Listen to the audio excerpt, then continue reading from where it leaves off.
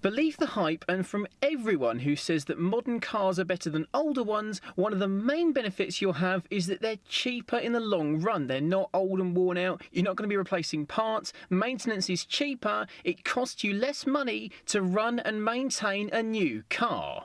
But is that actually true?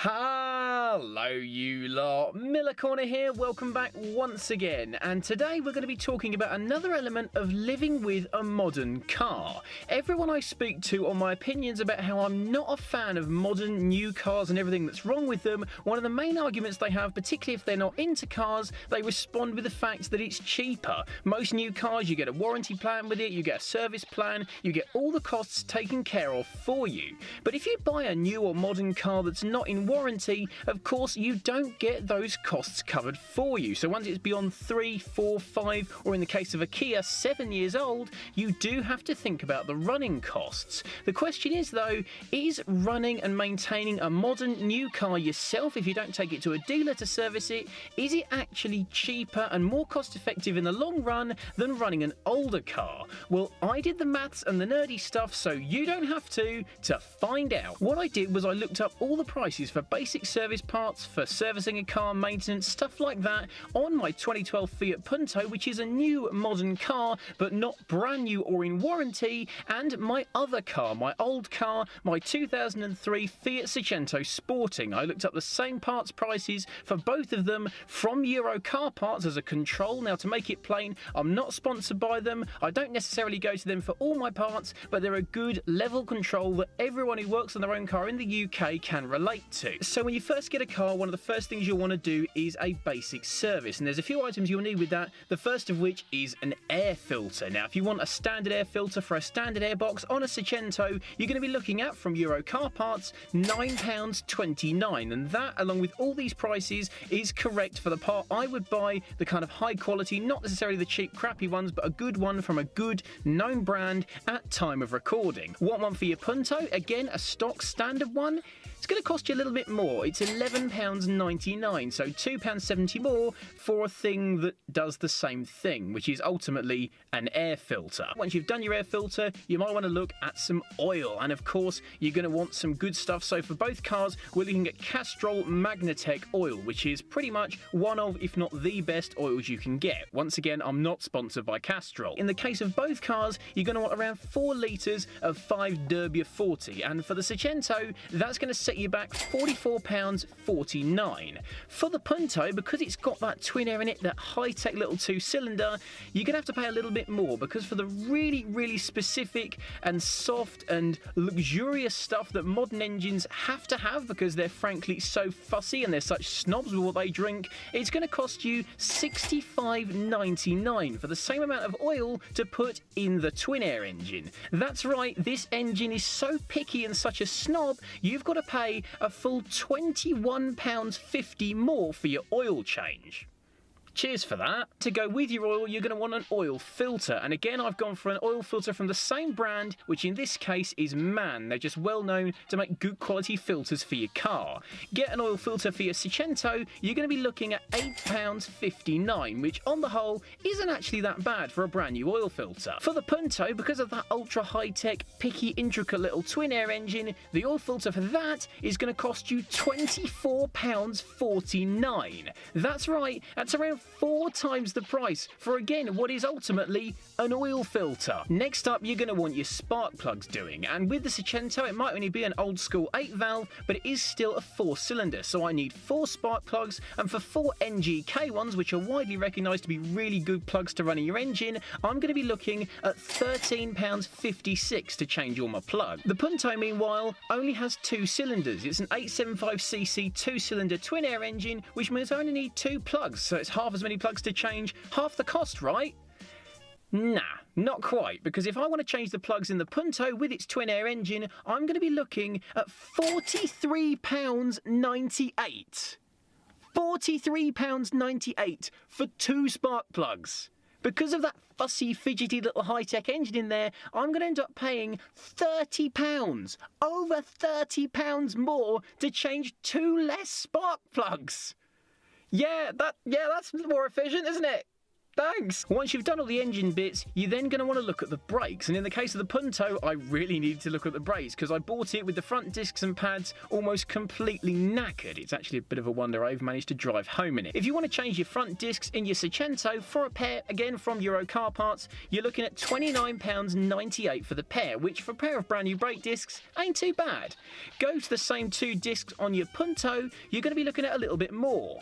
£56.98 in fact, almost double the price for what is again 2 stock non-performance oriented brake discs for your car. Nearly twice as much for again just 2 stock brake discs. What is wrong with you? Next come brake pads, because if you're doing discs, you do pads. It's just a matter of course, while you're there, do it. Don't ever cheap out on your brake change. It's not a good idea to be cheaping out on something as safety related as your brakes. If you're doing it on a Seicento, a set of front brake pads for both sides is going to cost you a grand total of £18.99. Want to do the same job on your Punto, which is kind of a more modern car, it's got more powerful brakes, those pads are going to set you back a little bit more.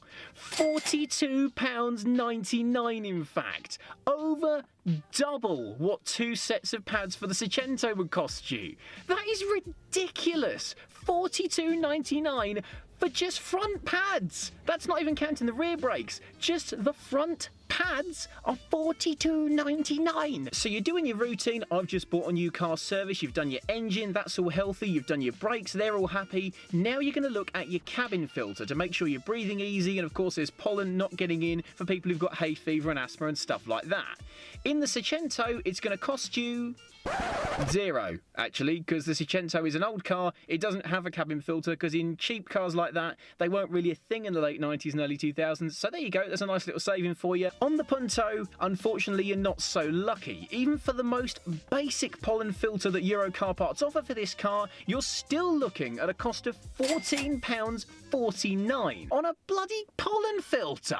What? So, adding up the cost of your air filter, your oil filter, your plugs, your discs, your pads, and your pollen filter in the case of the Punto, the grand total for both these cars, it's a little bit different, let's put it that way. If you want to do all that stuff on the Seicento from Euro Car Parts using the kind of best combination of not the cheapest but not the most expensive parts, you're looking at a grand total of £124.90, which for all those parts, brand new, that's not too bad.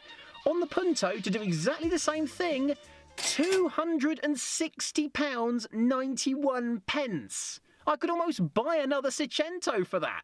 £260.91. And for those of you that haven't got your calculators handy, that means that to service both my cars, the Punto is going to cost me £136 and a penny more. So for the cost of a full kind of service for the engine, the brakes and the cabin filter on the Punto, I could do 2 services for the Seicento with change. That ultra modern, ultra high tech, all we're going to save your fuel twin air is costing me masses more to service and to keep running than that basic little 1242 8 valve 4-cylinder is in my old, outdated, inefficient Seicento.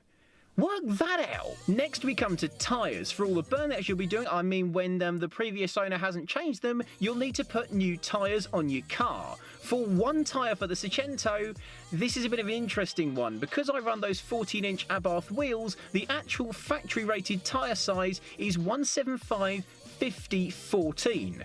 You jump on pretty much any tyre website now and try and find that size. That is a ridiculously obscure size. Now you can go thinner, 165, you can go fatter, 185, which is what I'm going to be doing next time I put tyres on, but for now, let's concentrate on the 175. Now, looking for tyres for both my cars, I went through Black Circles, which again is generally accepted to be a good place to get a range of tyres from cheap to performance and expensive. They're just a really good place to get tyres for your car no matter what you've got. They actually didn't have anything in 175/50 5014. So I actually had to jump on eBay and find the best priced new but not terrible tyre I could for the Seicento. For one tyre, that's going to cost me £44.50 delivered. For the Punto, I've got a bit of an advantage here. Because this is a modern car with bigger wheels, 15 inches, it's a far more common tyre size. This car has got really skinny wheels with eco-friendly tyres on it to maximise your fuel-saving efficiency with your extremely expensive to service twin-air engine. At the moment, I've got Kumo EcoWing ESO1s on it in a 175.